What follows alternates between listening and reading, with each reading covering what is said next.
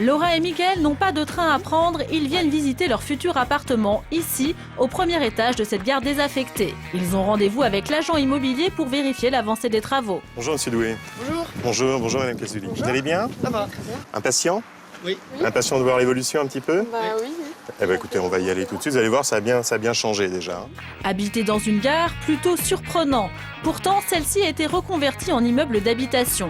Au total, 3 appartements à louer, dont un loft ultra design. Laura et Mickaël, eux, ont prévu d'emménager dans ce F4 d'ici quelques mois.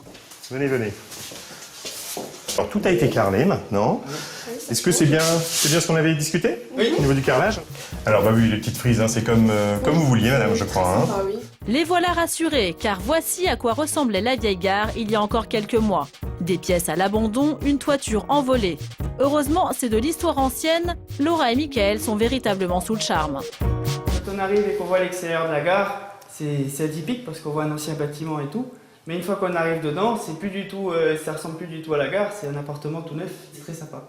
Bah, ce type d'habitation à l'avenir, c'est très atypique, ça plaît beaucoup aux gens. L'aspect extérieur d'un ancien bâtiment, d'une ancienne gare, les vieilles pierres, avec ce côté entièrement rénové à l'intérieur, qui leur permet d'agencer les pièces totalement comme ils veulent. Je vous ouvre la fenêtre, vous allez vous en rendre compte un petit peu. Seul petit bémol, la voie ferrée est à quelques mètres. Juste pour joindre sur les rails. Ah écoutez, oui, bon, il y a 4 petits trains de marchandises par jour, donc vous n'allez pas être dérangés. C'est vrai qu'au début, le bruit des trains, c'est inquiétant. Puis bon, on a vu l'isolation et l'épaisseur des murs, c'est vrai que c'est pas mal, ça protège pas mal du bruit. Quand on voit la taille des pièces, c'est vrai que c'est intéressant pour emménager ici. Surtout que le prix du loyer est imbattable.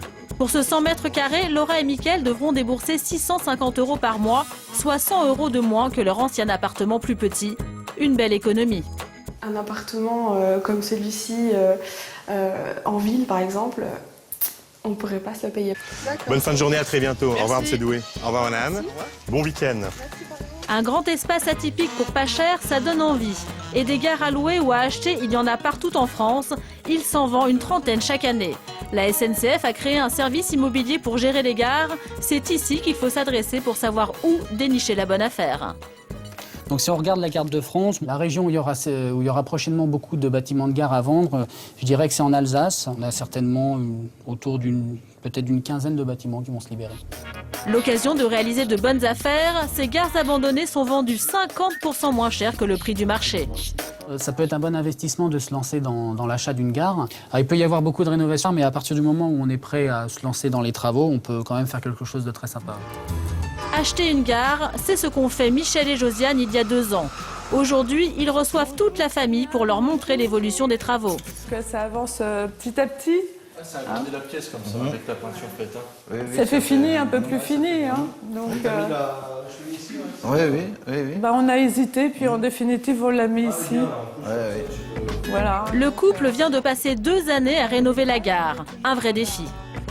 On a trouvé ce hall vraiment dans un triste état. Vraiment, c'était catastrophique, pour dire le mot. J'ai dit, on va retrousser les manches et puis on va déblayer tout de suite. Et le jeu en valait la chandelle. 300 mètres carrés pour 160 000 €, une aubaine. Aujourd'hui, il ne leur reste plus que quelques finitions. On se trouve au premier étage, donc c'est une pièce en cours de rénovation. On a déjà commencé à refaire les sols. Il nous reste à faire la peinture et puis remettre un coup sur les poutres pour les revoir propres. Michel et Josiane atteindront bientôt leur rêve, À trinquer avec le soleil. avoir une grande maison pour y accueillir toute la famille. Quand tout sera fini, ça sera beau. À notre gare. Aujourd'hui, près de 500 gares sont déjà habitées par des particuliers. Thierry Welch est l'un des pionniers du genre. Il y a 13 ans, il a acheté et rénové la gare de Waspervillers, dans l'est de la France. Mais attention, pas question pour lui de dénaturer le lieu. Il a voulu garder l'esprit de la gare d'autrefois. Là, pour l'extérieur, j'ai rien touché. J'ai pas voulu la repeindre comme certains. On s'amuse souvent à lire tous les graffitis. Bon, après, j'ai tenu à garder les 2 panneaux indicateurs de la gare. Thierry est un vrai passionné. Il a récupéré tout ce qu'il a pu pour que la gare conserve son identité. Escalier d'origine, voûte en pierre, fermoir ancien, même les fenêtres sont d'origine. Donc bon, moi, j'ai fait le choix de garder les vieilles fenêtres.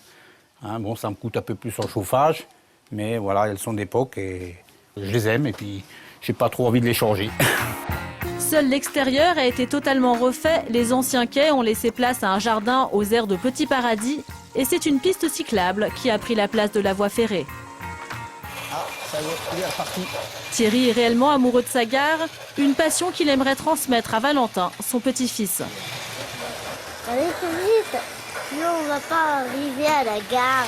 Apparemment, la relève semble assurée. Tu aimerais bien habiter dans une gare comme papy plus tard ?